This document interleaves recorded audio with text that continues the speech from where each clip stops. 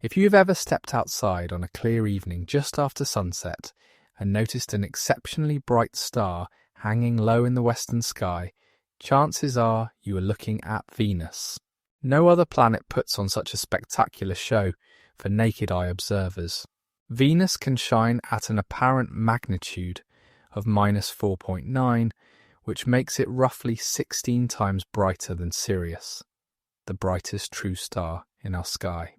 On particularly clear nights, Venus is bright enough to cast faint shadows, a feat no other planet can match. The secret to this extraordinary brilliance lies in a combination of factors. Venus is relatively close to Earth, being our nearest planetary neighbour when the two worlds are at their closest approach. It is also a substantial world, nearly the same size as Earth, providing a large surface area to reflect sunlight. But the most important factor is its thick cloud cover. Those dense clouds of sulfuric acid that shroud Venus in mystery are also incredibly reflective, bouncing back about 70% of the sunlight that strikes them. This high reflectivity, combined with proximity and size, produces that stunning luminosity that has captivated humans since prehistory. The apparent motion of Venus through our sky follows a pattern that repeats roughly every 19 months. Because Venus orbits the Sun inside Earth's orbit, it never strays far from the Sun as seen from our vantage point. This means Venus is only ever visible relatively close to the horizon, either setting after the Sun in the evening or rising before the Sun in the morning. Ancient observers who recognized that the morning and evening star were the same object understood this pattern, though they could not fully explain it until the heliocentric model of the solar system became established. When Venus is east of the Sun in our sky, it appears as the evening star, trailing the Sun and becoming visible after sunset. Over the course of weeks and months, Venus appears to climb higher above the horizon at sunset, reaching a maximum elongation of about 47 degrees from the Sun. At this point, Venus can remain visible for several hours after sunset, providing a brilliant beacon in the darkening sky. As Venus continues in its orbit and begins to move between Earth and the Sun, it appears to sink back toward the horizon, growing simultaneously larger because it is approaching Earth, and thinner because we see less of its illuminated side in telescopic views. When Venus passes between Earth and the Sun, a configuration called inferior conjunction, it transitions from evening star to morning star. Now, Venus appears west of the Sun, rising before our star and gracing the pre-dawn sky with its brilliance. The same pattern plays out in reverse, with Venus climbing to maximum western elongation and then sinking back toward the Sun until it passes behind the Sun, superior conjunction, and the cycle begins again. This rhythmic dance has been observed and recorded for millennia. The ancient Babylonians tracked Venus with remarkable precision, recording its appearances and disappearances on clay tablets that still survive today. They recognized that Venus followed a cycle of roughly 584 days from one morning star appearance to the next, and they used this knowledge to develop sophisticated astronomical predictions. The Venus tablet of Ammisaduqa, dating to around 1650 BCE, contains observations of Venus that represent some of the oldest surviving astronomical records in human history. The Maya civilization of Central America developed an even more elaborate relationship with Venus. They tracked its cycles with extraordinary precision and incorporated its movements into their complex calendrical system. For the Maya, Venus was associated with warfare, and military campaigns were often timed to coincide with significant positions of the planet in its cycle. The Dresden Codex, one of the few surviving Maya manuscripts, contains detailed Venus tables that predict the planet's appearances centuries into the future, with an accuracy that astonishes modern researchers. For casual observers today, Venus provides one of the most accessible and rewarding targets in the night sky. No special equipment is needed to enjoy its beauty. Simply knowing when and where to look is sufficient. During its apparitions as evening star, Venus can transform an ordinary sunset into something magical. A brilliant diamond suspended in the fading blue and gold of twilight. As morning star, Venus can greet early risers with the promise of the coming day, a light of hope kindled while the world still sleeps. Through a telescope, Venus reveals additional wonders, though not the surface details that observers once hoped to glimpse. The most striking feature visible through amateur instruments is the planet's phase, which changes dramatically as Venus moves through its orbit. When Venus is on the far side of the Sun from Earth, it appears nearly full but quite small, since it is at maximum distance. As Venus approaches Earth, it grows larger in apparent size but shows less of its illuminated face, passing through gibbous, quarter, and crescent phases. At its largest apparent size, when Venus is closest to Earth, it appears as a thin crescent, sometimes so slender that it resembles a brilliant silver thread against the sky. These phases were revolutionary when Galileo first observed them in 1610. Under the Ptolemaic model of the universe, which placed Earth at the centre with all celestial bodies revolving around it, Venus should have shown only crescent phases, since it was thought to always remain between Earth and the Sun. The observation of full phases proved that Venus must orbit the Sun, passing sometimes behind it as seen from Earth. This evidence strongly supported the heliocentric model proposed by Copernicus and helped initiate the transformation of human understanding of our place in the cosmos. The telescope also reveals the apparent size change of Venus, which varies more than any other planet due to the large difference between its closest and farthest distances from Earth. At closest approach, Venus can appear about 1 arc minor across, large enough that observers with exceptional vision have occasionally reported glimpsing its crescent shape with the naked eye. At maximum distance, Venus shrinks to only about 10 arc seconds across, still visible as a brilliant point but revealing its phase only through optical aid. Occasionally, Venus treats Earth-bound observers to one of the rarest astronomical spectacles, a transit across the face of the Sun. This occurs when Venus passes directly between Earth and the Sun, appearing as a small black dot moving slowly across the solar disk. Transits of Venus are rare, occurring in pairs separated by 8 years, with more than a century between pairs. The most recent transits occurred in 2004 and 2012. The next pair will not happen until 2117 and 2125. Historically, transits of Venus were tremendously important for astronomy.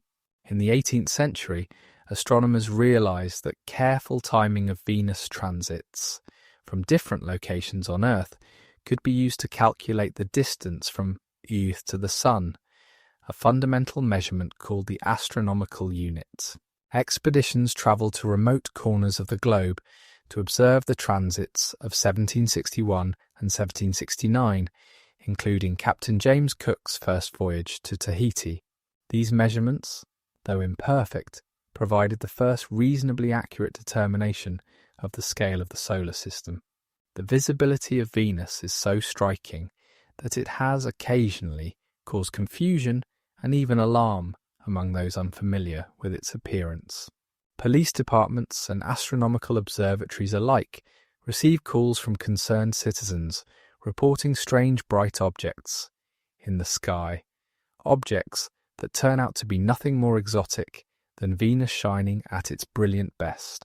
Pilots have been known to report Venus as an approaching aircraft or unidentified flying object. Even experienced observers can be momentarily startled by Venus appearing unexpectedly through a gap in clouds or from behind a building.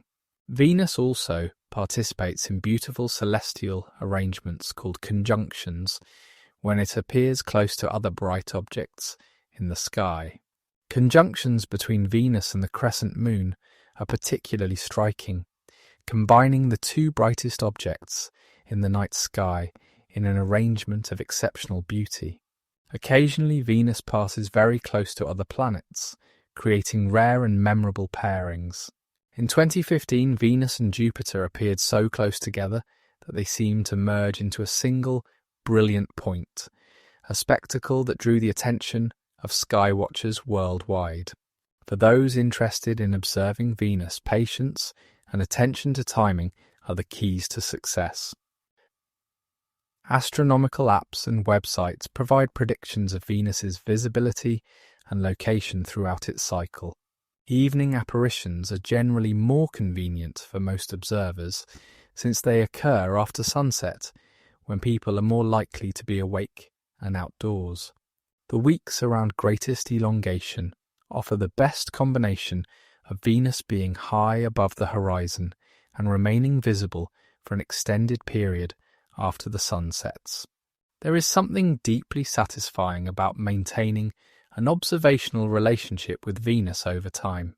Watching it climb higher in the evening sky, week by week, noticing its phase change through a telescope, anticipating its eventual disappearance into the solar glare and reappearance as morning star, connects the observer to rhythms that humans have followed for thousands of years. In our age of instant information and constant distraction, this kind of slow, patient observation offers a rare opportunity for contemplation and presence. As you rest now and allow your thoughts to drift, perhaps you will find yourself remembering a time when you noticed Venus in the sky, even if you did not know what you were seeing at the time. That brilliant point of light has been there throughout your entire life, following its ancient pattern, indifferent to human concerns, yet somehow still speaking to something deep within us. It will continue its dance long after we are gone, rising and setting, brightening and fading, the eternal evening star and morning star that has accompanied humanity since the very beginning. The birth of Venus, formation and early history. To understand Venus as it exists today, we must journey back more than 4.5 billion years to the birth of our solar system. In that distant epoch, the region of space that would become our cosmic neighbourhood was nothing but a vast cloud of gas and dust, drifting slowly through the galaxy. This cloud, which scientists call a solar nebula, contained the raw materials from which the Sun and all the planets would eventually form. The cloud was composed primarily of hydrogen and helium, the lightest and most abundant elements in the universe, but it also contained heavier elements forged in the hearts of long-dead stars. Carbon, oxygen, silicon, iron, and dozens of other elements were scattered throughout the nebula, like seasoning in a cosmic soup. Some of these elements had condensed into microscopic grains of dust that drifted through the hydrogen fog, carrying within them the building blocks of future worlds. Something disturbed this drifting cloud and caused it to begin collapsing under its own gravity. Perhaps it was the shock wave from a nearby supernova, the explosive death of a massive star. Perhaps it was simply random turbulence that created a region slightly denser than its surroundings. Whatever the trigger, the collapse began, and it was inexorable. As the cloud contracted, it began to spin faster, like a figure skater pulling in their arms. Conservation of angular momentum demanded this acceleration, and it shaped the resulting system profoundly. The spinning collapse created a flattened disk of material surrounding a dense central concentration. In the centre, temperatures and pressures mounted relentlessly as more and more material fell inward. Eventually, conditions at the core became extreme enough for nuclear fusion to ignite, and the Sun was born. Our star blazed into existence, flooding the surrounding disk with light and heat, and beginning the process that would clear away the nebular material and leave behind a system of planets. In the disk surrounding the young Sun, a process called accretion was underway. Dust grains collided and stuck together, building larger and larger aggregations. These grew from microscopic specks to pebbles to boulders to objects miles across.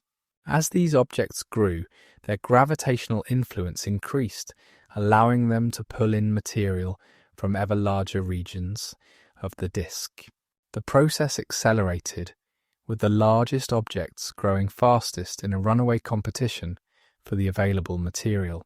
In the inner solar system, where temperatures were too high for water ice and other volatile compounds to exist as solids, the growing objects were composed primarily of rock and metal. These dry, dense building blocks, called planetesimals, crashed together in violent collisions that gradually assembled the 4 terrestrial planets: Mercury, Venus, Earth, and Mars. Each collision released tremendous energy, melting the impacted material and allowing the growing planets to differentiate, with denser ions sinking toward their centers to form cores, while lighter silicates floated toward their surfaces. Venus formed in a region of the disk that was similar to Earth's birthplace, slightly closer to the Sun but not dramatically so. The material available for Venus's construction was essentially the same as that which built Earth, leading to planets of remarkably similar size and composition. This similarity is why Venus is often called Earth's twin, though as we shall see, the two worlds have evolved along very different paths. The late stages of planetary formation were catastrophically violent. As the number of large bodies in the inner solar system decreased through collisions and mergers, the remaining objects grew ever larger and their collisions ever more energetic. Earth experienced a particularly dramatic event during this period, when a Mars-sized body struck our planet in a glancing blow that ejected vast amounts of debris into orbit, debris that eventually coalesced to form our moon. Venus may have experienced similar giant impacts, though the evidence is harder to interpret since we know less about the planet's deep interior. These giant impacts would have repeatedly melted Venus's surface and possibly its entire mantle, creating global magma oceans that took millions of years to cool and solidify. The energy released by these collisions would have vaporized any early atmosphere, sending it streaming away into space or destroying its molecules through intense heat. Each time, as the planet cooled, volcanic outgassing would have rebuilt the atmosphere, exhaling gases from the interior to create a new aerial envelope. The young Venus, like the young Earth, was a world of extreme volcanic activity.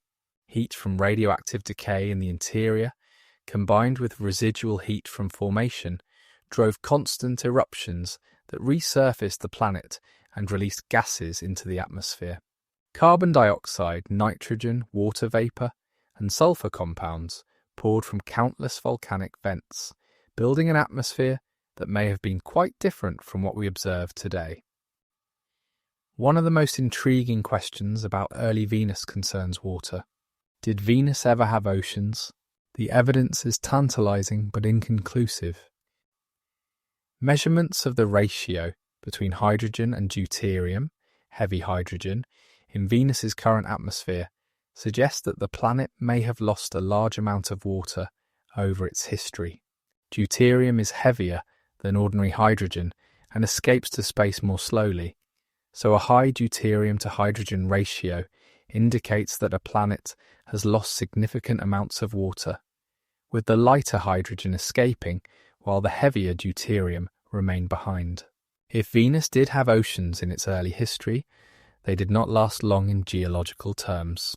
The planet's proximity to the Sun may have initiated a runaway greenhouse effect that eventually boiled away all surface water. As the Sun gradually brightened over billions of years, a process that continues today, Venus's surface temperature would have increased.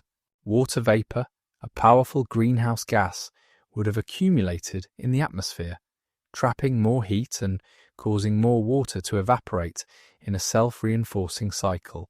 Eventually, water vapor would have risen high enough in the atmosphere to be broken apart by ultraviolet radiation from the sun.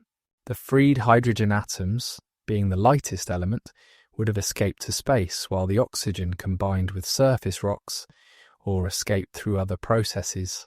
Over hundreds of millions of years, Venus may have lost an ocean's worth of water through this mechanism, transforming from a possibly habitable world into the scorched desert we observe today. This narrative, sometimes called the warm and wet early Venus hypothesis, remains speculative. We have no direct evidence of ancient Venusian oceans, no sedimentary rocks or other geological traces that would confirm the presence of surface water. The deuterium to hydrogen ratio is suggestive but not conclusive, and some researchers argue that Venus may never have had significant surface water at all. Resolving this question is one of the primary goals of future Venus missions. What we do know is that at some point in its history, Venus experienced what scientists call a runaway greenhouse effect. The accumulation of carbon dioxide and other greenhouse gases in the atmosphere created a thermal blanket that prevented heat from escaping to space. Unlike Earth, where a carbon cycle involving weathering of silicate rocks, ocean chemistry, and volcanic activity maintains a relatively stable climate over long timescales, Venus lost the ability to regulate its temperature. The result was a catastrophic heating that transformed the planet into the hellish world we observe today. The early solar system was also a time of intense bombardment. Leftover debris from planetary formation continued to rain down on all the inner planets for hundreds of millions of years after their formation. This period, known as the Late Heavy Bombardment, may have been particularly intense around 4 billion years ago, possibly triggered by gravitational disturbances from the outer planets that sent showers of asteroids and comets into the inner solar system. Venus would have been pummeled by this bombardment just as Earth and the other terrestrial planets were. However, the evidence of these ancient impacts has been largely erased from Venus's surface by subsequent geological activity. Unlike the Moon and Mercury, which preserve ancient impact craters dating back billions of years, Venus's surface is relatively young in geological terms, having been resurfaced by volcanic activity within the past few 100 million years. The oldest visible features on Venus date to perhaps 500 million years ago, meaning the record of the first 4 billion years of Venusian history has been effectively erased. This geological reboot, which we will explore in more detail later, represents one of the most fascinating aspects of Venus's history. At some point, likely in response to internal thermal dynamics that we do not fully understand, Venus underwent a global resurfacing event that obliterated the old surface and replaced it with fresh volcanic plains. Whether this resurfacing happened gradually or catastrophically, and whether it will happen again, are questions that continue to intrigue planetary scientists. The Sun's evolution has played a crucial role in Venus's history and will continue to shape its future. Our star is gradually growing brighter as it ages, a natural consequence of the nuclear reactions in its core. When the Sun was young, it was about 30% dimmer than it is today. This faint young sun presented a paradox for early Earth, which should have been frozen solid under such reduced illumination, but instead appears to have been warm enough for liquid water to exist. The resolution of this paradox likely involves higher concentrations of greenhouse gases in the early atmosphere, though the details remain debated. For Venus, the brightening sun has been a relentless driver of environmental change. As solar radiation increased over billions of years, any surface water would have been at increasing risk of evaporation and loss. The tipping point for a runaway greenhouse effect would have been reached earlier on Venus than on Earth, simply due to Venus's closer proximity to the Sun. By the time the Sun reached its current luminosity, Venus had long since become the oven-hot world we observe today. Looking forward in time, the brightening sun will eventually pose similar threats to Earth. In approximately 1 billion years, the sun will be bright enough to trigger a runaway greenhouse effect on our planet as well, making Earth more like Venus is today. This represents the ultimate limit on Earth's habitability, though it lies so far in the future as to be irrelevant to human concerns in any practical sense. The formation and early history of Venus thus set the stage for the planet we observe today. Born from the same material as Earth, in a similar region of the solar nebula, Venus might have developed along a very different path. Perhaps if it had formed slightly farther from the Sun, or if some quirk of orbital dynamics had sent it into a different rotation pattern, Venus might today be a world with oceans and perhaps even life. Instead, the dice of cosmic chance produced a planet that serves as a stark example of how things can go wrong, a cautionary tale written in sulfuric acid clouds and crushing atmospheric pressure. Earth's twin, physical characteristics of Venus. Venus and Earth are often described as twin planets, and in terms of their basic physical properties, the resemblance is striking. Venus has a diameter of approximately 1,204 kilometers, compared to Earth's 12,742 kilometers. This means Venus is about 95% the size of our planet, close enough that if you could place the two worlds side by side, the difference would be barely noticeable. In terms of mass, Venus weighs in at about 81% of Earth's mass, making it our closest match among all the planets in the solar system. The similarity extends to density as well. Venus has an average density of about 5.24 grams per cubic centimetre, compared to Earth's 5.51 grams per cubic centimetre. This near match in density suggests that the internal composition of the two planets is broadly similar, with iron-rich cores surrounded by rocky mantles and thin outer crusts. Both worlds are fundamentally composed of the same materials, assembled in similar proportions during the formation of the solar system. Surface gravity on Venus is approximately 90% of Earth's surface gravity, meaning that an object weighing 100 pounds on Earth would weigh about 90 pounds on Venus. Astronauts standing on the surface of Venus, were such a thing possible, would feel almost as heavy as they do on Earth. This similarity in gravity would make Venus surprisingly Earth-like in one narrow sense, even as every other aspect of the environment would be utterly hostile. The orbit of Venus around the Sun is the most circular of any planet in the solar system, with an eccentricity of only 0.07. This means Venus maintains a nearly constant distance from the Sun throughout its year, experiencing minimal variation in the solar energy it receives. Venus orbits at an average distance of about 108 million kilometers from the Sun, roughly 72% of Earth's distance.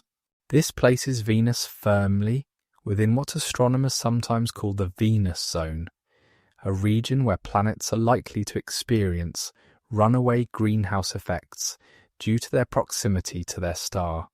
A Venusian year, the time it takes for Venus to complete one orbit around the Sun, is approximately 225 Earth days.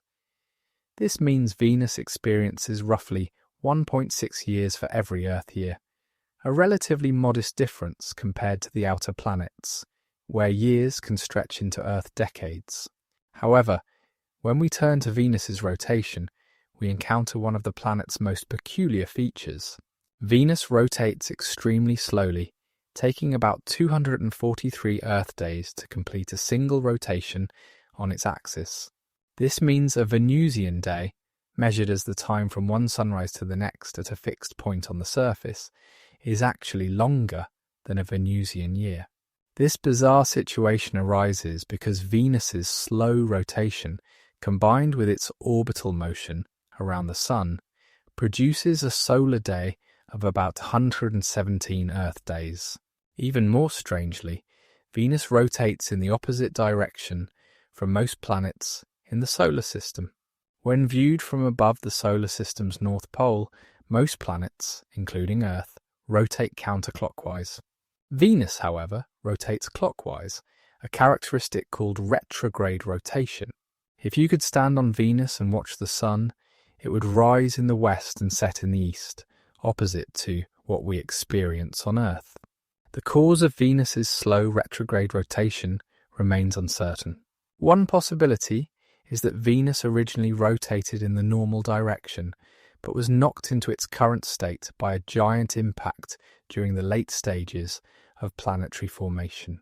Another hypothesis suggests that tidal interactions between Venus's thick atmosphere and solid body gradually slowed and reversed the planet's rotation over billions of years. A third possibility involves chaotic interactions early in the solar system's history that could have flipped Venus upside down, making its rotation appear retrograde. Each of these explanations has strengths and weaknesses, and the question remains open. Venus has no natural satellites, making it one of only 2 planets in the inner solar system without a moon. Mercury is the other. The absence of a moon is somewhat puzzling given Venus's similarity to Earth, which has a substantial satellite formed by a giant impact. Perhaps Venus never experienced such an impact, or perhaps any moons that formed were subsequently lost through some mechanism we do not fully understand. It has been suggested that the same tidal interactions that may have slowed Venus's rotation could also have caused any moons to spiral inward and collide with the planet. Though this remains speculative, the lack of a moon has important implications for Venus. On Earth, the moon stabilizes our planet's axial tilt, preventing large variations that would cause dramatic climate swings. The moon also raises tides in Earth's oceans, which have influenced the evolution of life and continue to shape coastal environments. Venus, lacking these influences, has evolved differently. Its axial tilt is only about 3 degrees, meaning Venus has virtually no seasons.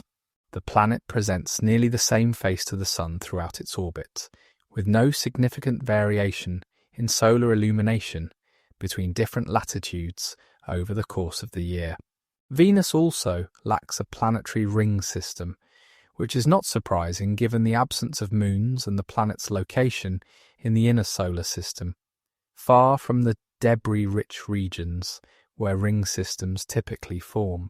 The inner planets in general are ring-free, though recent observations have revealed faint dust rings associated with Earth's orbit and the orbits of Venus and Mercury.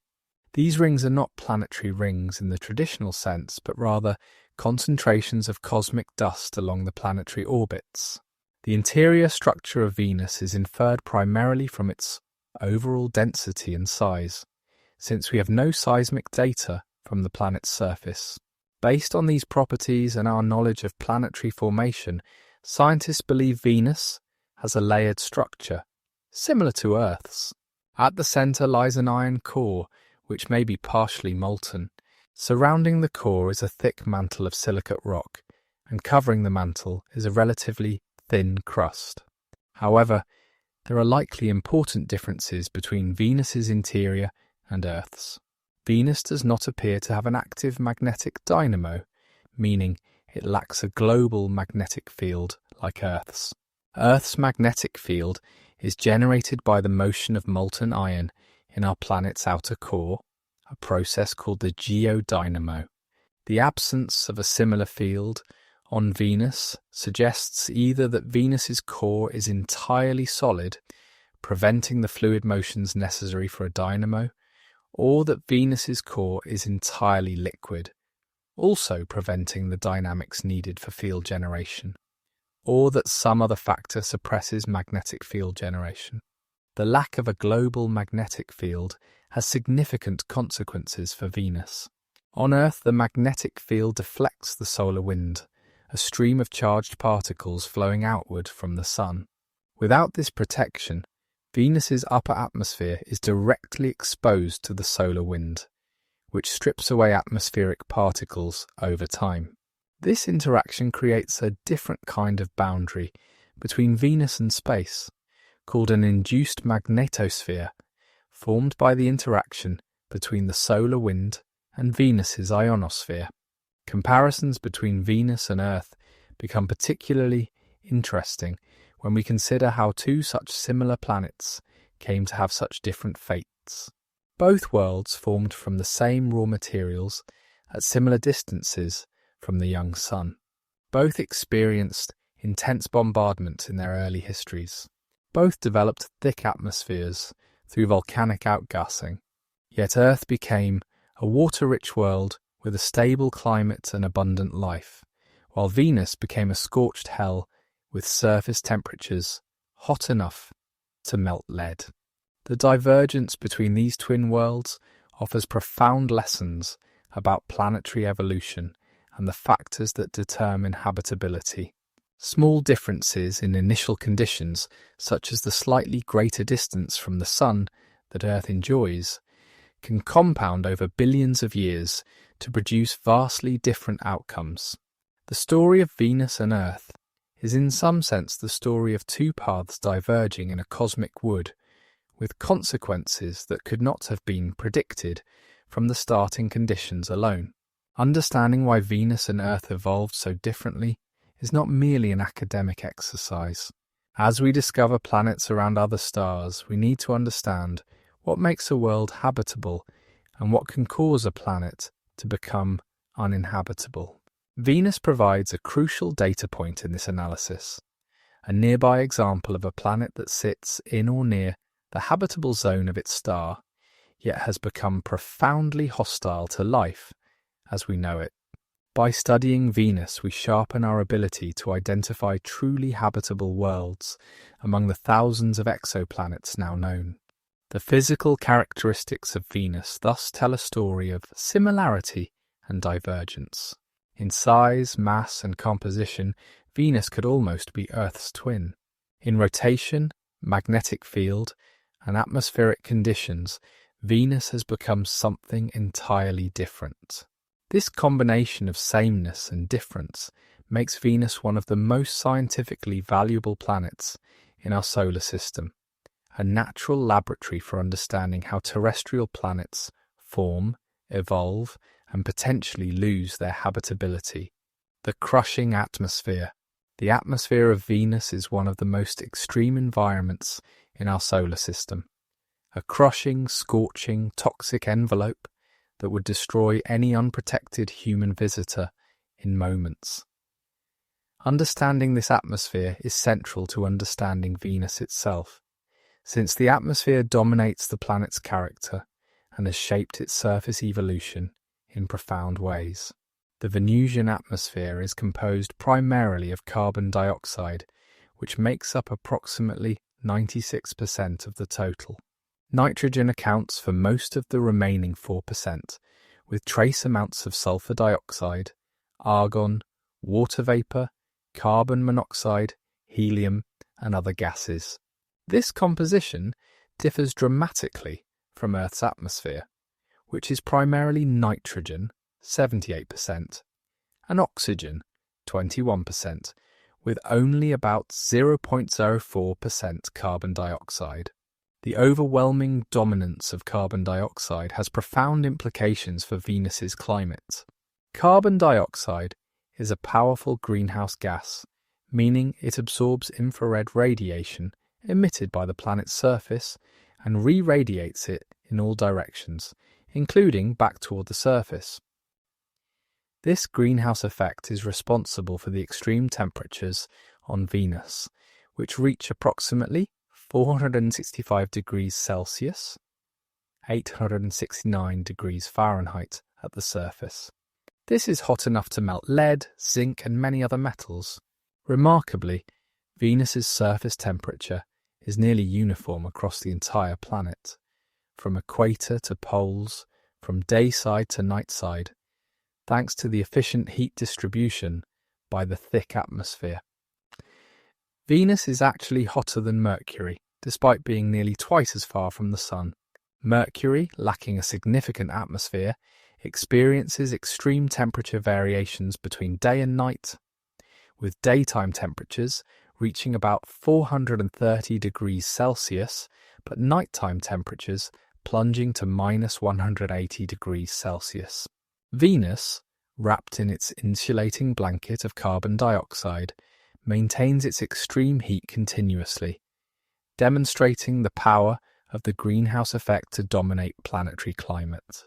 The atmospheric pressure at Venus's surface is equally extreme, approximately 92 times greater than Earth's surface pressure. This is equivalent to the pressure found about 900 meters beneath Earth's oceans, deep enough to crush a human without specialized protection. Soviet spacecraft that landed on Venus in the 1970s and 1980s were designed to withstand this crushing pressure, using thick metal shells and other engineering solutions to survive long enough to transmit data back to Earth. The density of Venus's atmosphere at the surface is about 65 kilograms per cubic meter, more than 50 times denser than Earth's surface atmosphere. At this density, the atmosphere behaves almost like a fluid rather than a gas. Walking through the Venusian surface atmosphere, if such a thing were possible, would feel like wading through a heavy, resistant medium.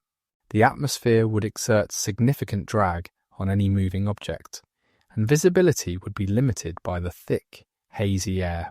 Above the surface, Venus's atmosphere extends to great heights and shows distinct layering. The lower atmosphere, called the troposphere, extends from the surface to about 65 kilometers altitude and contains most of the atmospheric mass. Within this region, temperature decreases with altitude, dropping from the infernal surface conditions to about minus 45 degrees Celsius at the top of the troposphere. This temperature profile is similar in principle to Earth's troposphere, though the numbers are very different. The most visually striking feature of Venus's atmosphere is its cloud layer, which completely blankets the planet and gives Venus its brilliant white appearance. These clouds are not made of water droplets, like Earth's clouds, but rather of concentrated sulfuric acid. The main cloud deck extends from about 45 to 70 kilometers altitude, with thinner hazes above and below. These clouds are highly reflective, bouncing back about 70% of the sunlight that strikes them, and giving Venus its exceptional brightness as seen from Earth. The sulfuric acid in Venus's clouds forms through chemical reactions involving sulfur dioxide, water vapor, and ultraviolet radiation from the sun. Sulfur dioxide is abundant in Venus's atmosphere, released by volcanic activity on the surface. When sulfur dioxide rises to high altitudes and encounters water vapor and ultraviolet light, it combines to form sulfuric acid droplets. These droplets make up the visible cloud layers that have hidden Venus's surface from direct observation for so long. The clouds of Venus exhibit a remarkable phenomenon called superrotation. While the solid planet beneath rotates extremely slowly, taking 243 Earth days for one rotation, the upper atmosphere circles the entire planet in just 4 to 5 Earth days. This means the atmosphere at cloud level is moving at speeds of about 360 kilometers per hour relative to the surface, a staggering mismatch between atmospheric and planetary rotation that has puzzled scientists for decades. The mechanism driving this superrotation is not fully understood. Various theories have been proposed, involving thermal tides driven by solar heating, momentum transfer from lower atmospheric levels, or other dynamical processes. Understanding atmospheric superrotation on Venus has implications beyond just Venus itself, as similar phenomena may occur on exoplanets, and understanding the physics involved helps us interpret observations of distant worlds. The upper atmosphere of Venus, above the main cloud deck, contains several distinct layers. The mesosphere extends from about 65 to 120 kilometers altitude, while above that lies the thermosphere and exosphere, where the atmosphere gradually fades into space. In these upper regions, temperatures increase with altitude due to absorption of solar ultraviolet radiation, similar to Earth's stratosphere and thermosphere. Venus's upper atmosphere also hosts a dynamic interaction with the solar wind. Because Venus lacks a global magnetic field, the solar wind directly impacts the upper atmosphere, creating a region called the induced magnetosphere. This interaction causes atmospheric particles to be stripped away into space, a process called atmospheric escape. Over billions of years, this escape has likely removed significant amounts of material from Venus's atmosphere, including much of its original water. The chemistry of Venus's atmosphere is complex and fascinating. The high temperatures and pressures at the surface drive chemical reactions that would be impossible on Earth. The atmosphere near the surface may contain exotic compounds in equilibrium with the surface rocks, including possible metal frosts at high altitudes where temperatures are cool enough for certain metals to condense. Radar observations have revealed highly reflective regions in Venus's highlands that may be coated with metallic compounds, though the exact composition remains debated. Higher in the atmosphere, photochemistry driven by solar ultraviolet radiation creates a constant cycle of molecular transformation. Carbon dioxide is broken apart by ultraviolet light, creating carbon monoxide and atomic oxygen. Sulfur compounds cycle through various oxidation states, forming and destroying sulfuric acid in an ongoing chemical dance. These reactions create the complex mixture of trace gases observed in Venus's atmosphere and contribute to the distinctive appearance of the cloud layers. One of the most intriguing recent observations concerning Venus's atmosphere involves phosphine, a molecule composed of 1 phosphorus and 3 hydrogen atoms. In 2020, researchers announced the detection of phosphine in Venus's cloud layer, a finding that generated enormous interest because on Earth, phosphine is primarily produced by living organisms or industrial processes. The detection suggested either unknown chemistry in Venus's atmosphere or, tantalizingly, possible biological activity in the clouds. However, subsequent analysis has called the phosphine detection into question. Other researchers have challenged both the data analysis and the interpretation, arguing that the signal attributed to phosphine might actually be from sulfur dioxide or might be an artifact of data processing. The debate continues, with some scientists maintaining that phosphine has been detected, while others argue the evidence is insufficient. Resolution of this controversy awaits further observations, possibly from upcoming Venus missions. The atmosphere of Venus thus presents a world of extremes: extreme pressure, extreme temperature, extreme chemistry, and extreme dynamics. For any future exploration of Venus, the atmosphere presents both the primary challenge and the primary scientific target. Understanding how this atmosphere came to be, how it maintains its current state, and how it has evolved over time are central questions in Venusian science. The answers carry implications not only for Venus itself, but for our understanding of atmospheric evolution on terrestrial planets throughout the universe. As you rest and allow these facts to settle into your awareness, consider the immense power of an atmosphere to shape a world. Earth's gentle envelope of nitrogen and oxygen, maintained at comfortable temperatures by just a trace of greenhouse gases, seems miraculous by comparison. Venus shows us what happens when the atmospheric balance tips too far, when greenhouse warming runs away and transforms a world into an oven.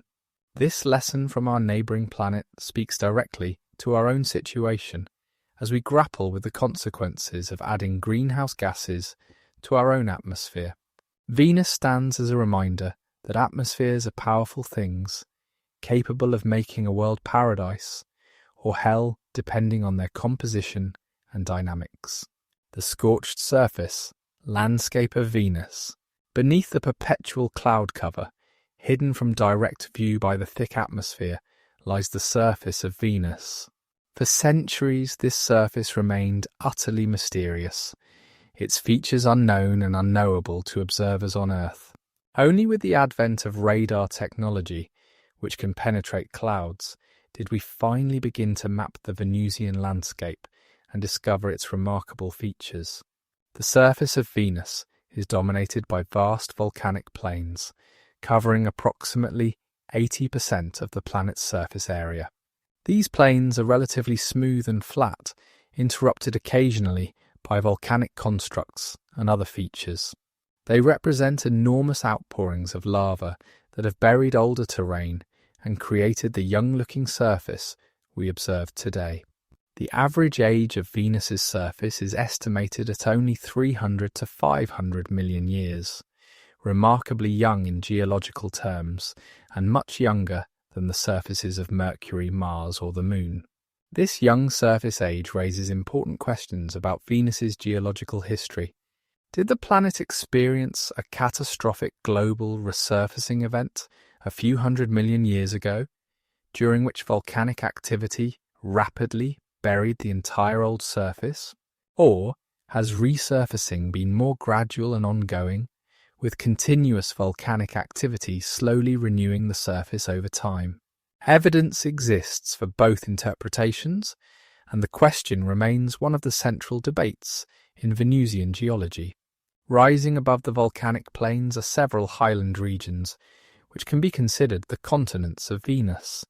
The largest and most prominent is Aphrodite Terra, a vast highland region straddling the equator and extending nearly halfway around the planet. Aphrodite Terra is roughly the size of Africa and contains some of the most rugged terrain on Venus, including deep rift valleys and towering mountain peaks. The second major highland is Ishtar Terra, located in the northern hemisphere. Though smaller than Aphrodite Terra, Ishtar Terra is in some ways more dramatic, featuring the highest mountains on Venus. Maxwell Montes, located in Ishtar Terra, rises approximately 11 kilometers above the mean planetary radius, making it taller than Mount Everest is above sea level on Earth. The peaks of Maxwell Montes are among the few places on Venus cool enough for certain compounds to condense from the atmosphere, potentially coating the mountains with a metallic frost that makes them highly reflective to radar. These highland regions represent ancient terrain that has resisted burial by the volcanic plains. They may be composed of different rock types than the plains, possibly analogous to the continental crust of Earth, which is less dense than oceanic crust and floats higher on the underlying mantle. Understanding the composition of Venus's highlands is a key goal of future missions, as it would provide insights into the planet's geological history and internal processes.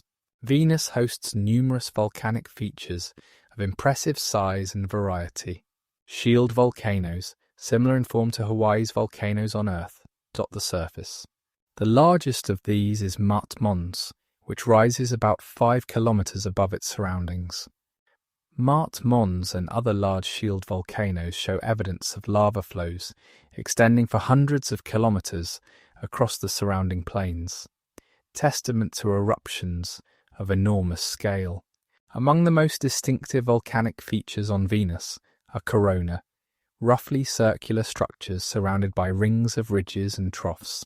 Coronae typically range from about 100 to several hundred kilometers in diameter and are thought to form over rising plumes of hot mantle material.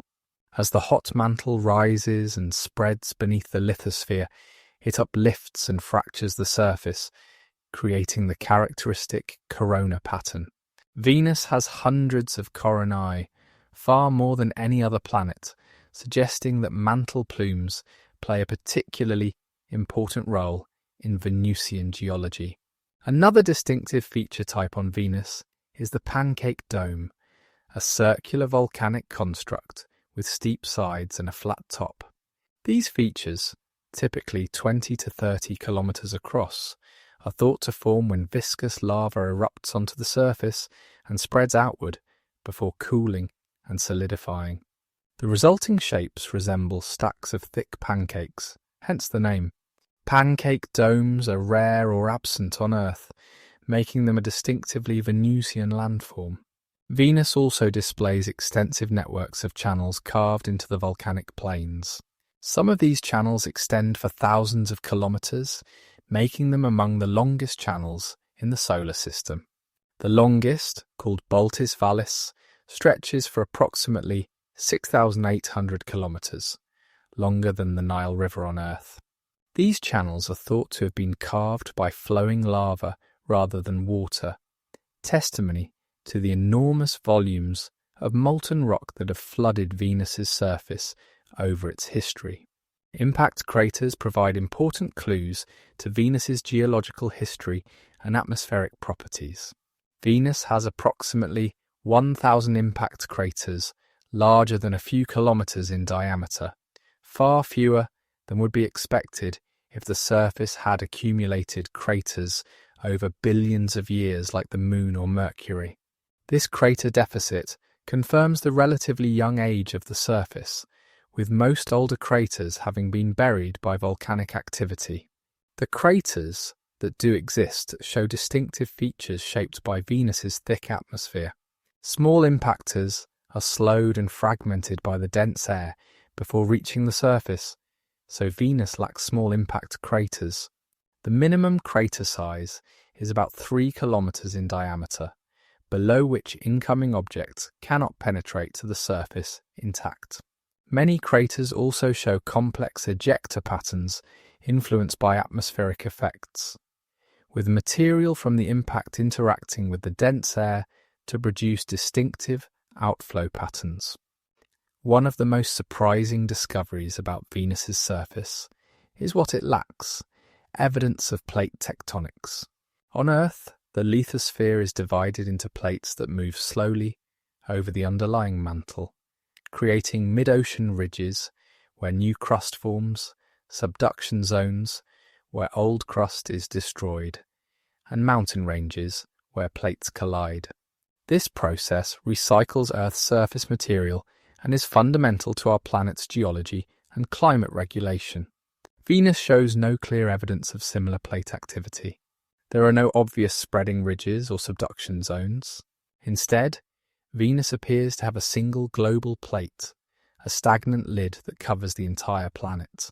This stagnant lid may be thicker and more rigid than Earth's lithosphere, preventing the kind of fracturing and movement that characterizes plate tectonics on our world.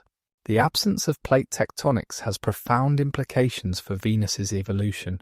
On Earth, plate tectonics plays a crucial role in the carbon cycle, which regulates climate over long timescales. Carbon dioxide is removed from the atmosphere through weathering of silicate rocks, carried to the ocean floor in sediments, and recycled back to the atmosphere through volcanic activity at subduction zones and mid-ocean ridges. This cycle acts as a planetary thermostat, preventing runaway greenhouse warming or runaway glaciation. Without plate tectonics, Venus lacks this regulatory mechanism. Carbon dioxide released by volcanoes accumulates in the atmosphere with no efficient mechanism for removal. This may have contributed to the runaway greenhouse effect that made Venus the hothouse it is today. Understanding why Venus and Earth, so similar in other respects, developed such different tectonic styles is a fundamental question in comparative planetology. Some features on Venus suggest that tectonic processes do occur, even if full plate tectonics does not. Rift valleys and fracture zones indicate extensional stress in the lithosphere. Tesserae, regions of complex deformed terrain, show evidence of compression and shearing. These features suggest that Venus's lithosphere experiences stress and deformation, even if it does not break into moving plates. Recent observations have revealed possible evidence of ongoing volcanic activity on Venus. Analysis of data from the Venus Express spacecraft showed changes in surface temperature at several locations that could indicate recent or ongoing eruptions. More recently, analysis of Magellan radar data has revealed a volcanic vent that appeared to change shape between imaging passes, suggesting that lava may have flowed during the brief period between observations. If confirmed, these findings would demonstrate that Venus remains volcanically active today, making it one of the few bodies in the solar system, besides Earth, where we can observe ongoing geological activity. The surface of Venus presents a paradox of familiarity and alienness. The volcanic landforms are recognizable to geologists familiar with Earth or other planets, yet they exist under conditions utterly unlike anything in human experience. Standing on Venus, if such a thing were possible, you would see a landscape bathed in dim orange light filtering through the thick atmosphere, with visibility limited to perhaps a few kilometers through the hazy air. The ground would be composed of dark basaltic rock, possibly covered in places by soil derived from chemical weathering. The sky would be an oppressive dome of yellowish clouds, never revealing the sun or stars, and the heat would be overwhelming, an oven-like intensity that nothing biological could survive. Yet for all its hostility, the surface of Venus remains one of the most scientifically valuable places in the solar system. Understanding how this surface formed and evolved, how it interacts with the atmosphere, and whether it remains active today are questions that drive planetary science forward. Each answer we obtain raises new questions, and the story of Venus's surface is far from complete. The Soviet Venera program, Conquering Hell. The exploration of Venus represents one of the greatest engineering challenges ever undertaken by humanity. The extreme conditions on and around the planet demanded technological solutions that pushed the boundaries of what was possible. No nation rose to this challenge more determinedly than the Soviet Union, whose Venera program achieved a series of remarkable firsts that remain impressive decades later. The Soviet interest in Venus began in the earliest days of the space age. Venus was an attractive target for several reasons. It was relatively close to Earth, its orbit provided regular launch windows, and the thick atmosphere would slow incoming spacecraft, potentially simplifying landing. Of course, the full hostility of Venus's environment was not yet understood when planning began, and early missions would teach harsh lessons about just how difficult Venus exploration would prove to be. The first attempts to reach Venus met with failure. The Soviet Union launched its first Venus probe in February 1961, just months before Yuri Gagarin became the first human in space. This spacecraft, initially called Venera 1, lost contact with Earth before reaching its target and flew silently past Venus without returning any data. Several subsequent attempts in the early 1960s also failed, some during launch and others en route to Venus. The first successful flyby of Venus was achieved by the American Mariner 2 spacecraft in December 1962, which confirmed that Venus's surface was extremely hot, much hotter than many had expected. This finding came as a shock to those who had imagined Venus as a potentially habitable world, perhaps covered in tropical jungles or global oceans. The romantic vision of Venus began to fade, replaced by a grimmer picture of a hostile, overheated world. Soviet efforts continued despite the setbacks, and in 1965, Venera 3 became the first spacecraft to reach the surface of another planet, impacting on Venus in March of that year. However, the spacecraft's communication system failed before arrival, so no data was returned.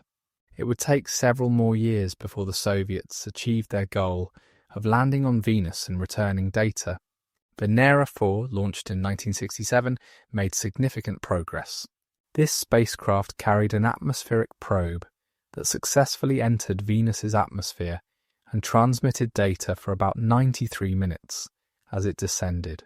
The probe measured temperature, pressure, and atmospheric composition, providing the first direct data from within another planet's atmosphere. However, the probe was crushed by the unexpectedly high atmospheric pressure before reaching the surface, failing at an altitude of about 25 kilometers. The discovery of just how extreme Venus's atmosphere was came as another shock.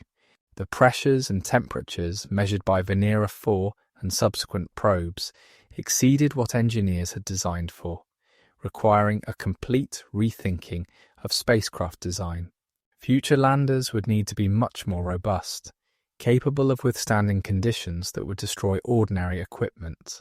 Venera 5 and 6, both launched in 1969, were improved designs but still could not survive all the way to the surface. Both probes returned valuable atmospheric data during descent, but were crushed at altitudes of about 20 kilometers.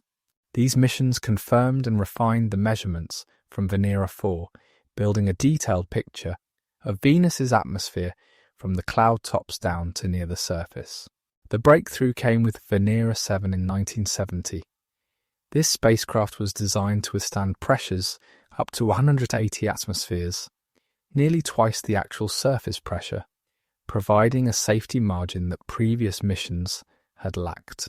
On December 15, 1970, Venera 7 touched down on Venus, becoming the first spacecraft to successfully land on another planet and transmit data back to Earth. The landing was not without problems. The parachute system partially failed during descent, causing the spacecraft to fall faster than intended and impact the surface harder than designed. The probe came to rest at an angle, which weakened the radio signal reaching Earth. For several weeks, scientists thought the mission had failed, finding only noise in the recorded signals.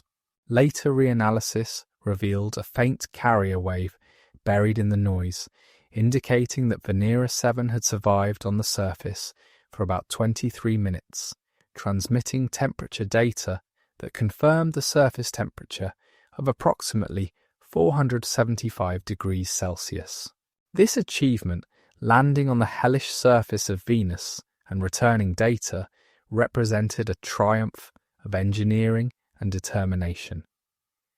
The Soviet space program had proven that even the most hostile environments in the solar system could be reached and studied with sufficient ingenuity and persistence.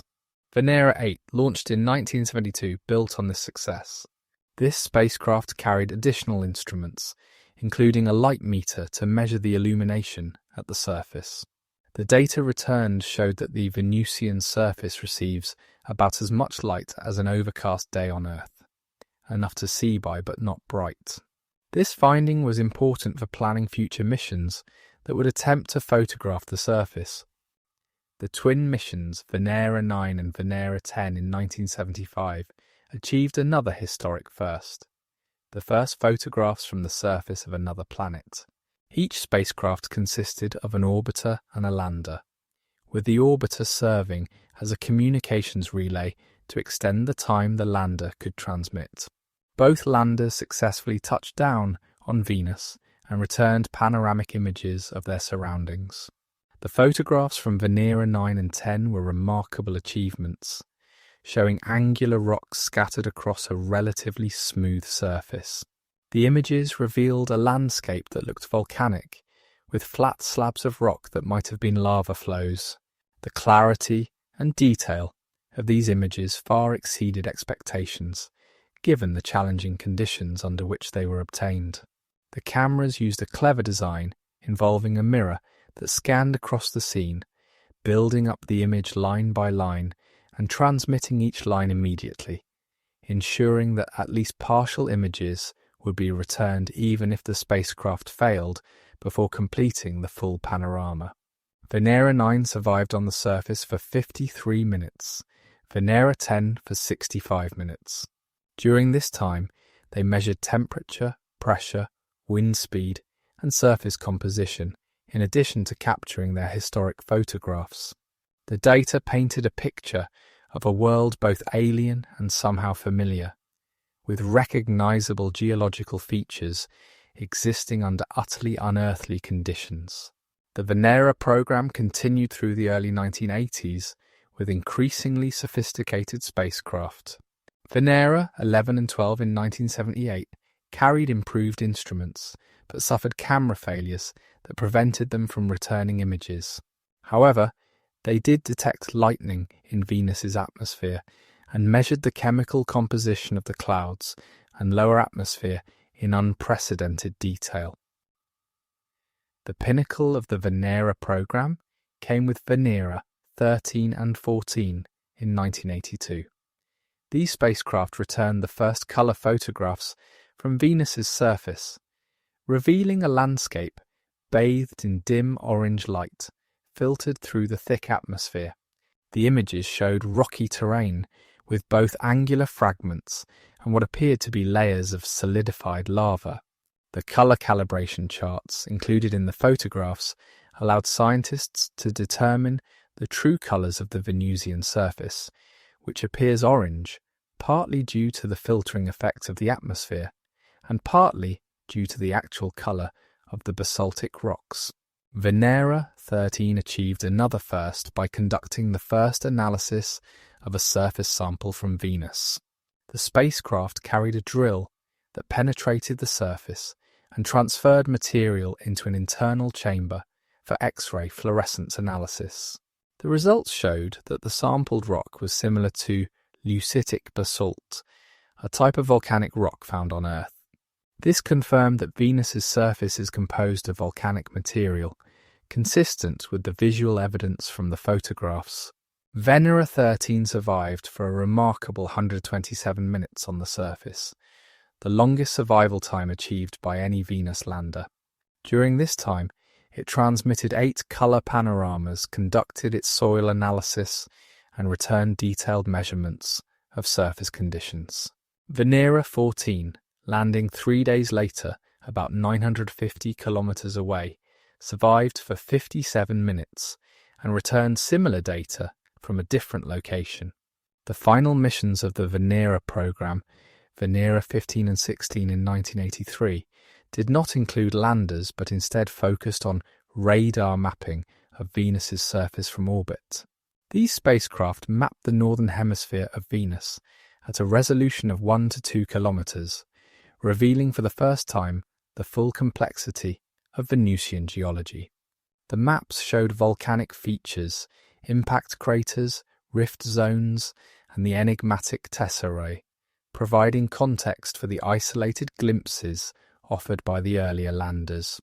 The Soviet Union also conducted 2 Vegas missions in 1984 and 1985, which combined Venus flybys with exploration of Halley's Comet. Each Vegas spacecraft deployed a lander on Venus, along with a balloon that floated in the atmosphere for about 2 days, returning data on atmospheric conditions at an altitude of about 54 kilometres. The balloons travelled roughly 11,000 kilometres around the planet during their operational lifetime, sampling the atmosphere and experiencing the powerful winds of the super-rotating cloud layer. The achievements of the Venera program stand as monuments to human ingenuity and perseverance. Despite the extreme challenges posed by Venus, Soviet engineers developed spacecraft capable of surviving long enough to return unprecedented data. The photographs from the surface remain our only direct visual record of what Venus looks like from ground level. Haunting images of an orange-lit alien world that remind us how different conditions can be just one planet away. After the Soviet Union dissolved in 1991, the Russian space program continued, but with greatly reduced resources. No missions to Venus have been launched from Russia since the Vega program, though proposals for future Venus missions have been discussed. The legacy of the Venera program, however, endures as one of the greatest achievements in the history of planetary exploration. American and international exploration. While the Soviet Union focused on landing spacecraft on Venus, the United States and other nations pursued complementary approaches that have contributed enormously to our understanding of the planet. American missions emphasized flybys and orbital studies, using different technologies to investigate Venus from a distance or from orbit. These missions revealed aspects of Venus that the Soviet landers could not detect and built a comprehensive picture of the planet as a whole. The first successful mission to Venus by any nation was the American Mariner 2, which flew past the planet in December 1962. This pioneering spacecraft carried instruments to measure Venus's temperature and magnetic field, as well as detectors for the solar wind and cosmic dust. The data from Mariner 2 confirmed that Venus's surface was extremely hot, dispelling hopes that the planet might be habitable. The spacecraft also found no evidence of a planetary magnetic field similar to Earth's, suggesting fundamental differences in the planet's internal structures. Mariner 5 followed in 1967, passing within about 4,000 kilometers of Venus and conducting more detailed measurements of the planet's atmosphere and environment. This mission coincided with the Soviet Venera 4 atmospheric probe, and scientists from both nations compared their data, an early example of international cooperation in space science. The combined results provided a detailed picture of Venus's atmospheric structure and composition that neither mission could have achieved alone. The most ambitious American mission to Venus during this early period was Mariner 10, launched in 1973. This spacecraft used Venus as a gravitational assist to reach Mercury, becoming the first mission to visit 2 planets and the first to use one planet's gravity to reach another. During its Venus flyby, Mariner 10 returned thousands of photographs of the planet's cloud patterns, revealing the complex atmospheric dynamics that drive Venus's weather. These images showed the distinctive Y-shaped cloud feature that dominates Venus's appearance at ultraviolet wavelengths, evidence of the mysterious super-rotation of the atmosphere. The Pioneer Venus mission, launched in 1978, represented a major step forward in American Venus exploration. This mission consisted of 2 components: an orbiter that studied Venus from orbit for over 13 years, and a multi-probe that deployed 5 atmospheric entry probes to measure conditions at different locations around the planet.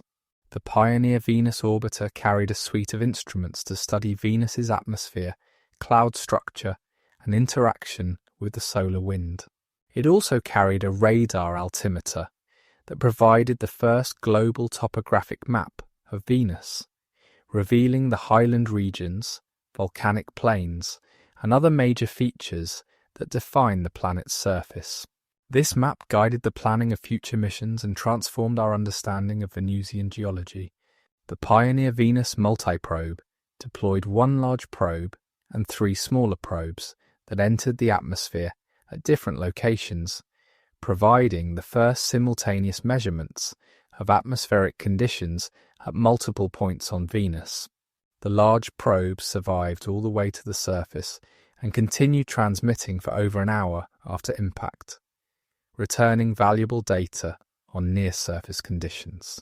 The mission revealed the complex layered structure of Venus's atmosphere and detected evidence of lightning in the clouds. After the Pioneer Venus mission, American attention shifted away from Venus for several decades. Budget constraints and the appeal of other targets, particularly Mars, led NASA to deprioritize Venus exploration. However, one more major American mission would revolutionize our understanding of the planet. The Magellan spacecraft, launched in 1989, carried a powerful synthetic aperture radar that could penetrate Venus's cloud cover and map the surface in unprecedented detail. Over 4 years of operation, Magellan mapped nearly the entire surface of Venus at a resolution of about 100 meters, revealing features as small as a football field. This mapping transformed Venusian geology from a subject of speculation to a mature science, with detailed data on volcanic features, impact craters, tectonic structures, and the mysterious resurfacing history of the planet. Magellan's maps revealed the full inventory of Venusian landforms. the vast shield volcanoes and extensive lava flows, the distinctive coronae and pancake domes, the ancient tessera highlands, and the young volcanic plains.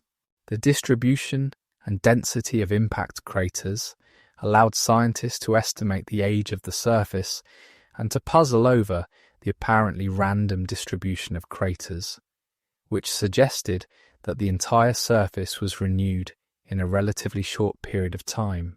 Magellan's legacy continues to this day, as scientists continue to analyze its data and make new discoveries decades after the mission ended. The European Space Agency entered Venus exploration with Venus Express, launched in 2005 and operational until 2014.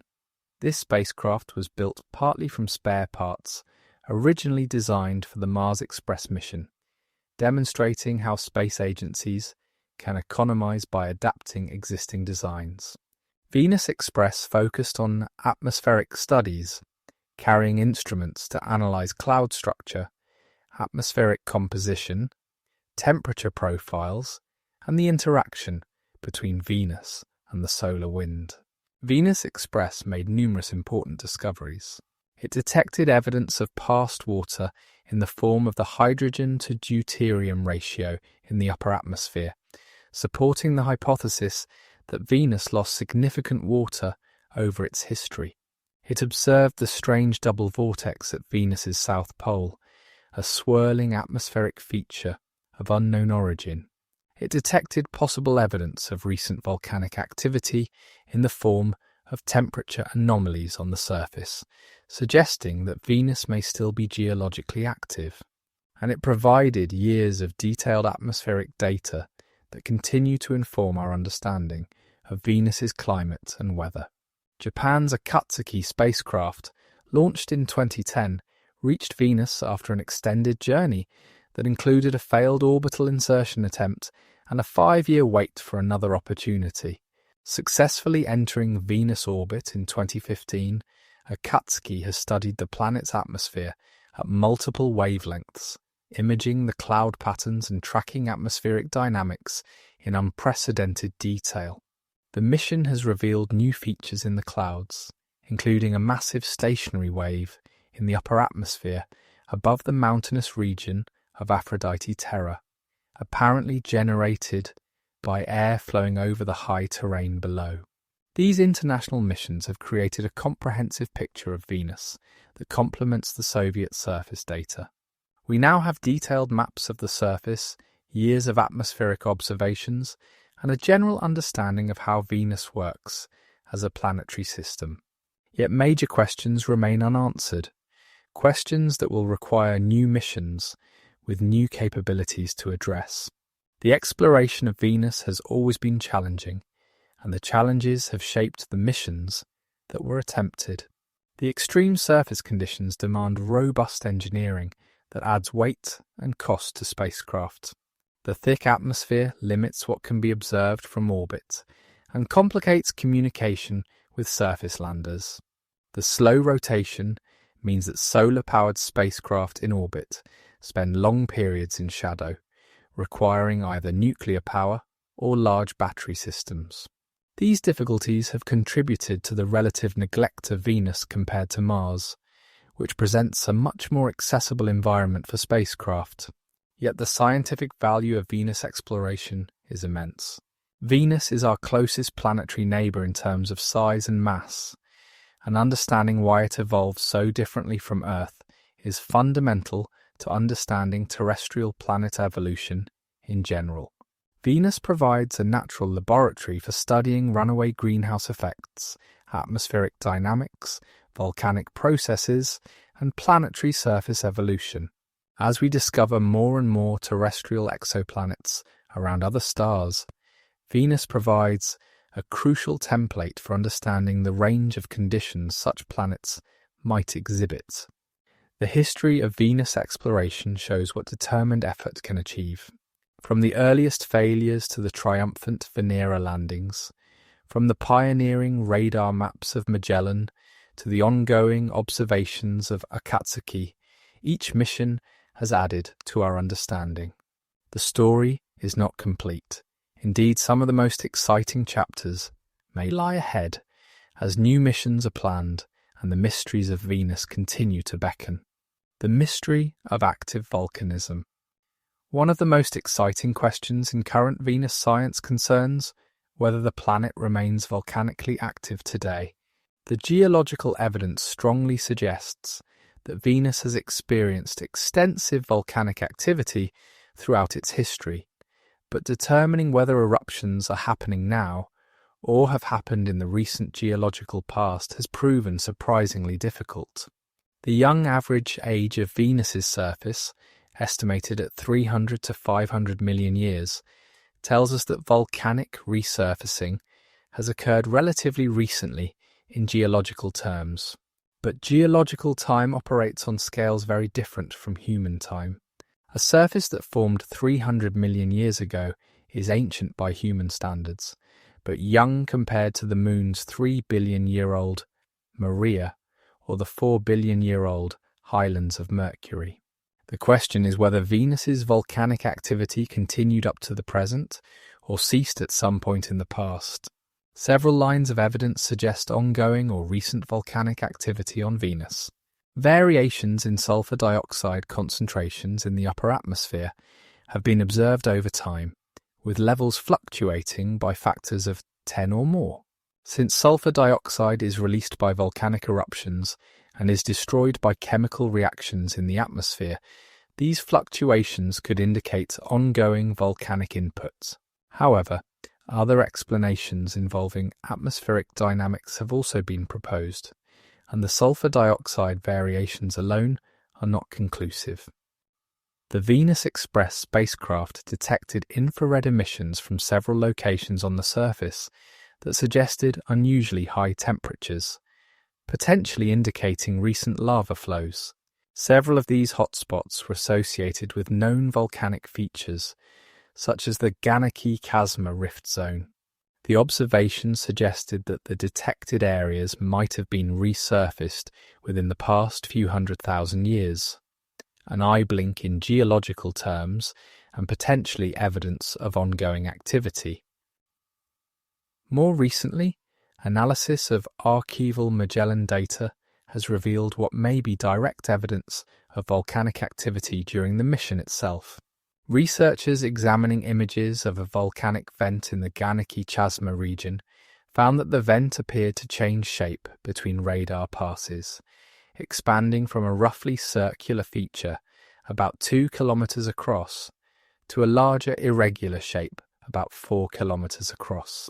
If this change represents the growth of a lava lake or the filling of a volcanic vent with new lava, it would be evidence of volcanic activity occurring on a timescale of months, not millions of years.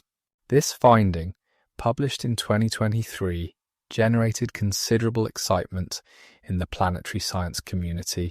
If confirmed by future observations, it would establish Venus as one of only a few bodies in the solar system with ongoing volcanic activity, alongside Earth, Jupiter's moon Io, and possibly Saturn's moon Enceladus.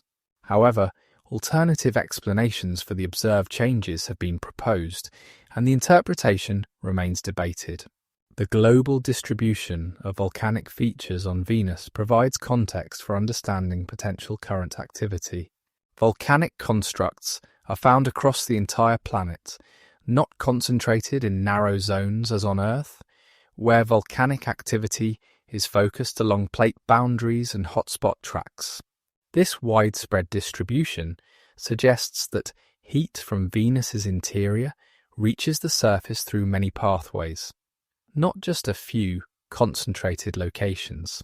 If Venus's mantle is still convecting and still producing hot upwellings, volcanic activity could potentially occur almost anywhere on the planet.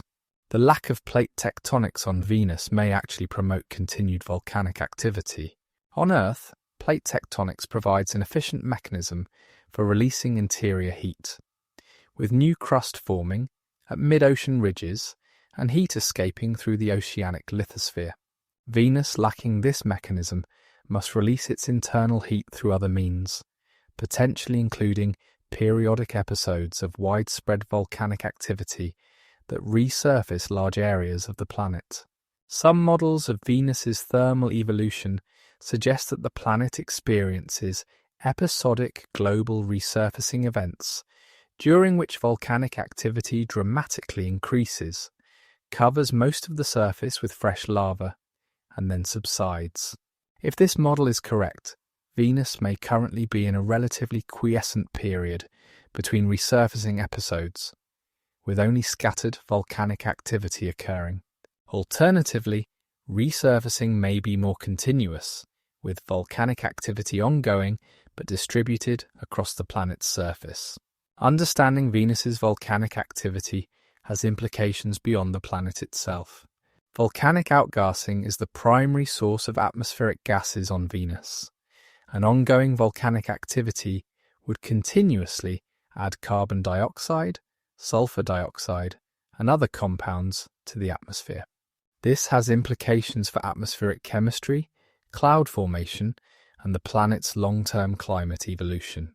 Volcanic activity may also provide chemical energy that could, in principle, support microbial life in environments protected from the extreme surface conditions. The surface mineralogy of Venus, particularly in the highland regions, provides additional clues about volcanic processes. Radar observations have revealed highly reflective coatings on the highest mountain peaks, possibly consisting of metallic compounds that condensed from the hot lower atmosphere onto the cooler high-altitude surfaces. The composition of these coatings could tell us about volcanic gases and their interaction with surface rocks. But determining this composition requires data that current missions cannot provide. Future missions to Venus will prioritize answering questions about volcanic activity. Both NASA's VERITAS mission and ESA's ENVISION mission will carry instruments capable of detecting volcanic thermal emission, mapping surface composition, and searching for changes in surface features over time. If volcanic activity is occurring on Venus today, these missions should be able to detect and characterize it. The possibility of active volcanism adds another dimension to Venus's already fascinating story. A world that is geologically alive, with eruptions occurring even now as we observe from afar, is more dynamic and more interesting than a world whose geological activity ceased long ago. If Venus's volcanoes are still erupting, they are releasing gases, reshaping terrain, and adding their contributions to the planet's ongoing evolution. The fires that built Venus's surface may not yet have burned out. Could Venus have harboured life? The question of whether life might exist on Venus, or might have existed in the past, has captivated scientists and the public alike. At first glance, Venus seems utterly inhospitable to life as we know it, with surface temperatures that would destroy organic molecules and atmospheric chemistry dominated by sulfuric acid. Yet closer examination reveals possibilities that, while speculative, cannot be entirely dismissed. The most intriguing possibility concerns Venus's past. If Venus once had surface water, as the hydrogen to deuterium ratio suggests, conditions in the distant past might have been far more hospitable than today. Some models suggest that Venus could have maintained liquid water on its surface for billions of years before the runaway greenhouse effect took hold, potentially providing enough time for life to originate and evolve. On Earth, life appeared remarkably quickly once conditions became suitable, possibly within a few 100 million years of the planet's formation. If the same is true of Venus, and if the planet did experience a prolonged period with liquid water, life might have arisen there as well. The subsequent transformation of Venus into a hothouse would have been catastrophic for any surface life, but it need not have been an immediate extinction. This possibility leads to a fascinating speculation. Could life on Venus have adapted to the changing conditions and survived the runaway greenhouse effect by migrating to the clouds? the idea of aerial life on Venus is not as far-fetched as it might initially seem. The cloud layer of Venus, at altitudes between about 45 and 65 kilometers, presents conditions far more moderate than the surface. Temperatures in this region range from about 0 to 90 degrees Celsius, within the range tolerated by terrestrial extremophils. Atmospheric pressure is similar to Earth's surface pressure. Liquid water can exist in droplet form, though it would be mixed with the sulfuric acid that makes up the clouds. The concept of life in Venus's clouds was proposed decades ago by scientists including the late Harold Morowitz and the astronomer Carl Sagan. They envisioned microorganisms floating in the cloud layer, using sunlight for energy and extracting nutrients from the atmospheric compounds around them. Such organisms would face significant challenges, including the sulfuric acid environment and the need to maintain their position in the atmosphere despite downward settling. However, these challenges might be surmountable through various adaptations. The 2020 announcement of possible phosphine detection in Venus's atmosphere brought renewed attention to the cloud life hypothesis. Phosphine is a molecule that, on Earth, is produced primarily by anaerobic bacteria or industrial processes. Its presence in Venus's atmosphere at the reported levels would be difficult to explain through known abiotic chemistry, leading some researchers to propose biological production as a possible source. However, the phosphine detection has been controversial from the beginning. Other scientists have challenged the data analysis, arguing that the signal attributed to phosphine might actually be from sulfur dioxide or might be an artifact of the processing method used.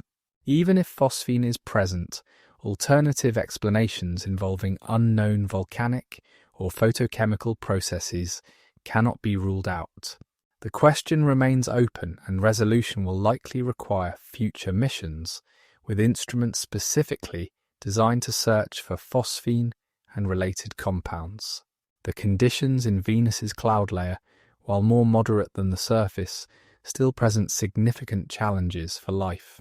The sulfuric acid concentration is extremely high by terrestrial standards, and any organisms living there would need to either tolerate the acid or maintain internal environments protected from it. Some terrestrial microorganisms can tolerate acidic conditions, but the concentrated sulfuric acid of Venus's clouds goes far beyond what any known Earth life can survive. Water availability is another challenge. While water exists in Venus's clouds, it is intimately mixed with sulfuric acid, and the activity of water, a measure of its availability for biological processes, is extremely low. Most terrestrial organisms require water activity above about 0.6 to survive, and even the most extreme halophilic organisms on Earth are killed below about 0.5. The water activity in Venus's clouds may be around 0.04, far below the limit for known life. These challenges do not definitively rule out the possibility of cloud life on Venus. Life, adapting to these conditions over billions of years, might have developed biochemistry quite different from terrestrial life, capable of functioning in environments that would be instantly lethal to Earth organisms. We simply do not know the limits of what life can adapt to, having only one example of a biosphere to study. The search for life on Venus, or evidence of past life, is likely to be a long-term endeavour. Unlike Mars, where spacecraft have landed and rovers have explored, we have very limited data from Venus's surface and atmosphere. Future missions will begin to address this gap, but definitive answers about Venusian life, if it exists, may take decades or longer to obtain. If life were found on Venus, whether in the clouds or in evidence of past surface life, the implications would be profound. It would suggest that life arises easily when conditions are suitable, making it potentially common throughout the universe. It might also reveal a second genesis, an independent origin of life, which would tell us much about the chemistry of life's origins. And it would fundamentally change how we view our neighbouring planet, transforming it from a hellish world into something far more wonderful. Even if Venus has no life and never did, the planet remains crucial for astrobiology. Understanding why Venus became uninhabitable helps us understand the boundaries of habitability in general. As we search for potentially inhabited planets around other stars, Venus provides a cautionary example of how a planet in the habitable zone can become entirely hostile to life. The lesson of Venus is that location in the habitable zone is necessary, but not sufficient for a planet to actually be habitable. The question of Venusian life remains one of the great open questions in planetary science. The answer, when it comes, will teach us something profound about the nature of life and its place in the cosmos. The future of Venus exploration. After decades of relative neglect, Venus is experiencing a renaissance in space exploration interest. Multiple agencies have announced missions to the planet, promising a flood of new data that will transform our understanding of this mysterious world. The coming decades may see more spacecraft visiting Venus than in the entire previous history of planetary exploration. NASA has selected 2 Venus missions as part of its Discovery program. VERITAS, Venus emissivity, radioscience, INSAR, topography, and spectroscopy, will produce high-resolution maps of Venus's surface and study its geology in detail. The spacecraft will carry a synthetic aperture radar capable of mapping the surface at a resolution of about 30 meters, 3 times better than Magellan, and an infrared spectrometer to study surface composition by detecting thermal emission from the rocks. VERITAS will also track changes in surface features over time, potentially detecting active volcanism if it exists. DAVINCI, Deep Atmosphere the Venus, Investigation of Noble Gases, Chemistry and Imaging, will take a different approach, sending a descent probe through Venus's atmosphere to study its composition and origin. The probe will analyse atmospheric gases as it falls, focusing particularly on noble gases and isotopes that can reveal the history of the atmosphere and how it evolved over time. Near the end of its descent, DAVINCI's probe will take high-resolution images of a tessera region, providing the first detailed views of these ancient highlands and potentially revealing evidence about Venus's earliest geological history. The European Space Agency has selected ENVISION as its next medium-class mission, planned for launch in the early 2030s. ENVISION will be an orbiter carrying radar and infrared instruments to study Venus's surface and atmosphere. Like VERITAS, it will produce detailed surface maps and search for evidence of active volcanism. ENVISION will also study the interior of Venus through gravity measurements, helping to understand the planet's internal structure and how it differs from Earth's. These 3 missions, all planned for launch within the next decade or so, will work together to address the major questions about Venus. VERITAS and ENVISION will provide complementary orbital observations, while DAVINCI will contribute direct atmospheric measurements that cannot be obtained from orbit. The combination of these missions will advance Venusian science by leaps. Other nations are also planning Venus missions. Russia has discussed reviving its Venus exploration program with a mission called Venera D, which would include an orbiter, an atmospheric probe, and possibly a surface lander. India has proposed a Venus orbiter called Shukrayaan-1, which would study the atmosphere and surface using radar and infrared instruments. China has indicated interest in Venus exploration as part of its expanding planetary science program. The coming years may see a truly international effort to explore Venus, with spacecraft from multiple nations working in concert. Private space companies have also expressed interest in Venus. Various proposals have been floated for missions ranging from atmospheric probes to long-duration balloon platforms that would float in the Venusian cloud layer. While none of these private missions have yet been funded or developed, the growing commercial space industry may eventually contribute to Venus exploration in ways that are difficult to predict. The technical challenges of Venus exploration remain formidable, but advances in technology are making previously impossible missions conceivable. High-temperature electronics that can operate in Venus's surface environment are under development, potentially enabling landers that could survive for weeks or months rather than hours.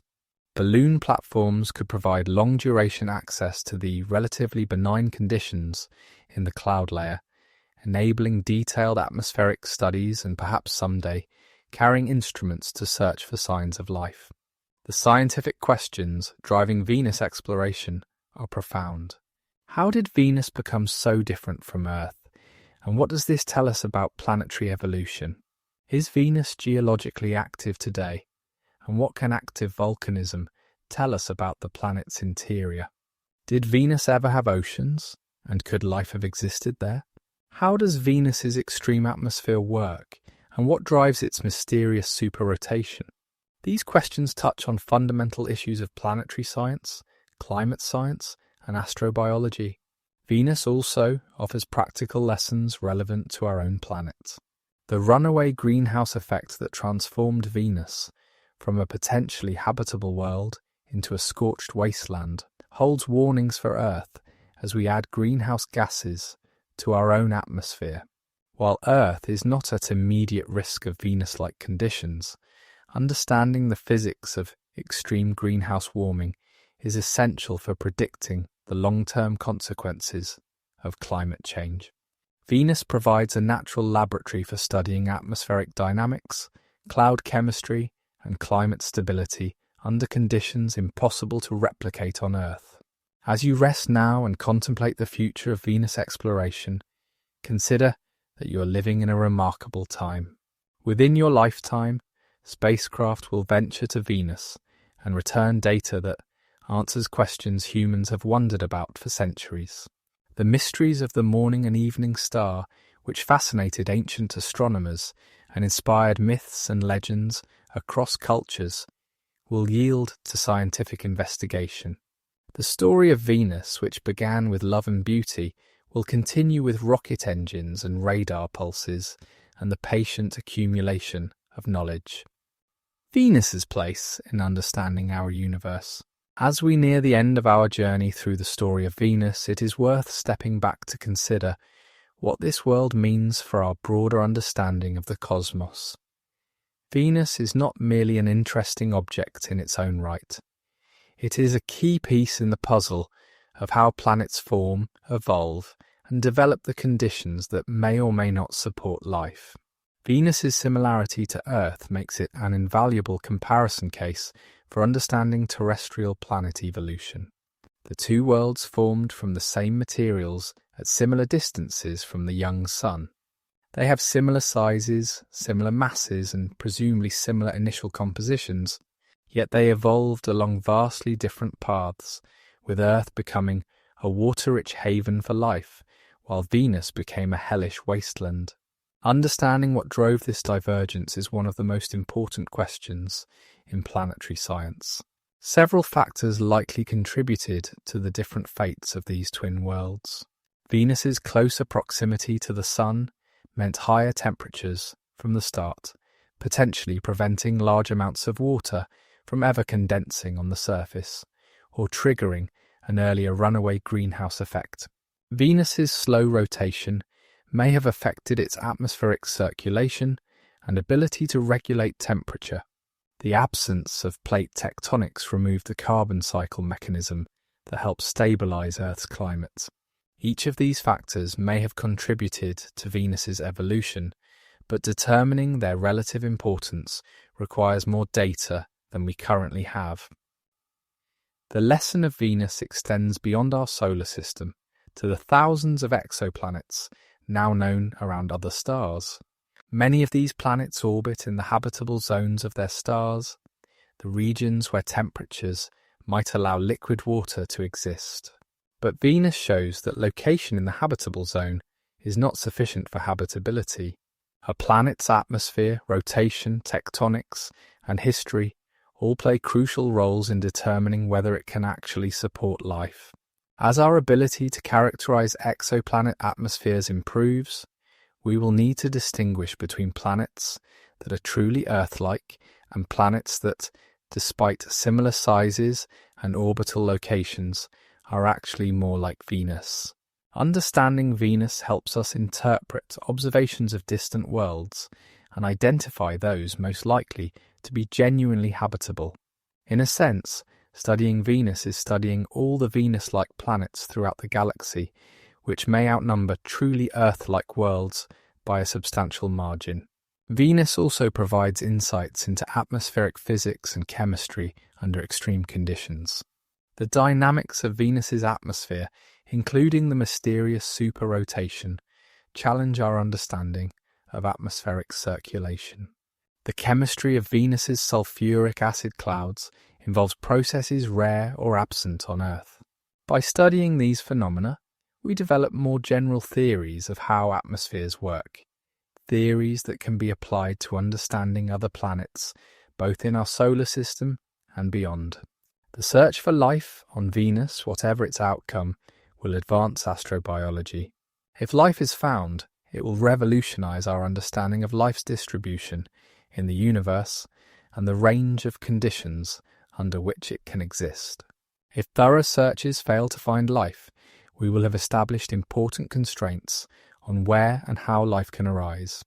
Either result is scientifically valuable, advancing our knowledge of one of the deepest questions humans have ever asked. Are we alone? Venus holds a mirror up to Earth, showing us what our own planet might have become under different circumstances. The runaway greenhouse effect that rendered Venus uninhabitable is not merely an abstract phenomenon but a real risk for any planet where the balance of atmospheric gases tips too far toward trapping heat. While Earth is not at immediate risk of a Venus-like fate, the physics of greenhouse warming is the same on both worlds. Studying Venus helps us understand climate dynamics on Earth and predict the consequences of our own greenhouse gas emissions. The cultural significance of Venus, which we explored at the beginning of our journey, continues into the modern era.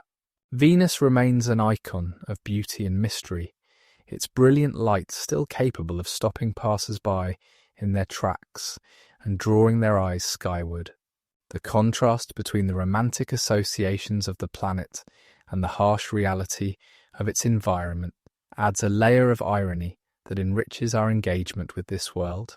The goddess of love has revealed herself to be fierce as well as beautiful, deadly as well as alluring. As spacecraft prepare to venture once again to Venus, they carry with them the accumulated curiosity of generations. Every scientist planning these missions builds on the work of those who came before. From the ancient astronomers who first tracked Venus's movements, to the Soviet engineers who landed on its surface, to the researchers who continue to analyze decades-old data for new insights. The story of Venus is a human story, as much as a planetary one, a story of wondering, questioning, daring, and discovering. And so, as sleep begins to beckon and your thoughts grow soft around the edges, let the story of Venus settle into your consciousness like a gentle rain. Remember the brilliant light in the twilight sky, the wandering star that has accompanied humanity since our earliest ancestors looked upward and wondered. Remember the spacecraft that ventured across the dark of space to reach this hostile world, their instruments straining to capture data before the heat and pressure claimed them. Remember the volcanoes and the clouds, the coronae and the tesserae, the thick atmosphere pressing down with the weight of 90 oceans. Venus will be there tomorrow, a bright point of light in the morning or evening sky, continuing its ancient dance around the sun as it has for billions of years. The missions now being prepared will add new chapters to its story, answering old questions and raising new ones. The mystery of Venus is far from solved, but the pursuit of understanding continues, driven by the same curiosity that first led humans to name the planets and track their movements. Thank you for joining this journey through the story of Venus. If you found it worthwhile, please consider liking this video and subscribing to the channel for more explorations of the wonders of space. Leave a comment with your thoughts on Venus and what you hope future missions will discover. Your engagement helps this channel grow and brings more content like this to fellow space enthusiasts around the world. Rest now and dream of distant worlds. The universe is vast and full of wonders, and Venus, our brilliant neighbour, is just one of countless marvels waiting to be explored. Sleep well, and may your dreams carry you across the cosmos to places of beauty and mystery, where the questions never end and the joy of discovery never fades. Good night.